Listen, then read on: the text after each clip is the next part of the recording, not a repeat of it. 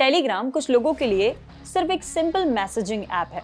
कुछ लोग इससे न्यूज़ अपडेट लेते हैं, तो कुछ लोग स्टडी ग्रुप्स को ज्वाइन कर लेते हैं और कुछ लोगों के लिए टेलीग्राम इंटरनेट का सबसे पावरफुल ब्रॉडकास्टिंग प्लेटफॉर्म है। लेकिन जून 2026 में टेलीग्राम फिर से हेडलाइंस में आ गया है।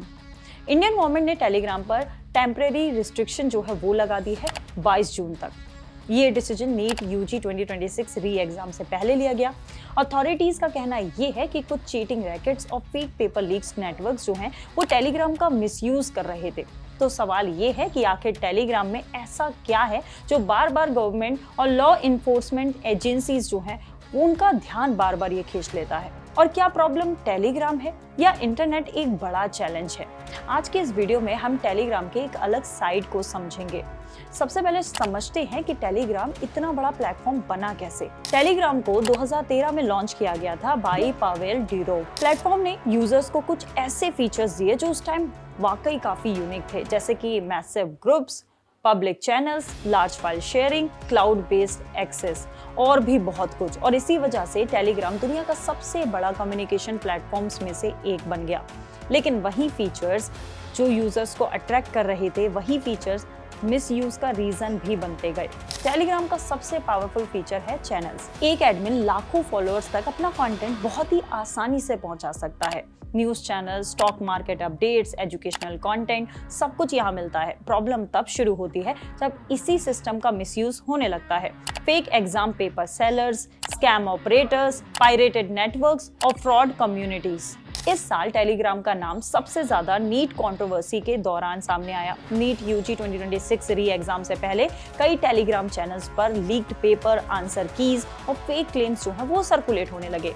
एनटीए ने भी कहा कि ऐसे चैनल्स स्टूडेंट्स को मिसलीड कर रहे हैं और कुछ केसेस में साइबर क्राइम एजेंसीज को वेरीफाई करने के लिए भी भेजे गए। इसी बैकग्राउंड में गवर्नमेंट ऑफ इंडिया ने टेलीग्राम को 22 जून तक के लिए फिलहाल के लिए बैन कर दिया। ऑब्जेक्टिव था चीटिंग नेटवर्क्स और मिस इन्फॉर्मेशन को कंट्रोल करना। एनटीए ने भी इस मूव का सपोर्ट किया।